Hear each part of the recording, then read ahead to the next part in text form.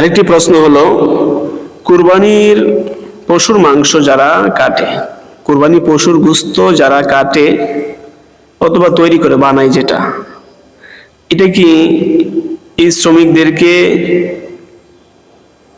মাংস দেওয়া যাবে কিনা, তাদের বিনিময় হিসাবে মাংস দেওয়া যাবে, গোশত দেওয়া যাবে, নাকি টাকা দিতে হবে তাদের পারিশ্রমিকটা?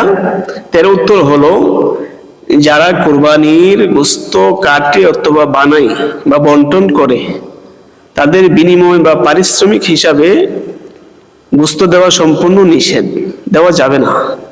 তাদেরকে যদি বিনিময় পারিশ্রমিক দিতে হয়, তাহলে কুরবানি দাতা, কুরবানির মালিক, তাকে টাকা দিতে হয়, বিনিময় যদি দিতে হয়।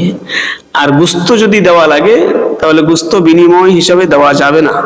সুতরাং গোশতকে যদি দেয়, তাহলে দিতে হবে তাকে হাদিয়া হিসাবে দেওয়া গোশতটা, এটা সম্পূর্ণ জায়েজ বা বৈধ আছে। আর পারিশ্রমিক হিসাবে যদি এই শ্রমিক ব্যক্তিকে যদি গোশত দেওয়া হয়, তাহলে এটা সম্পূর্ণ কি নিষেধ।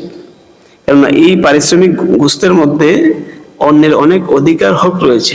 সুতরাং এখান থেকে যারা বন্টন করে, কাটে বা বানায়, তৈরি করে, তাদেরকে এখান থেকে সম্পূর্ণ গোশত দেওয়া নিষেধ।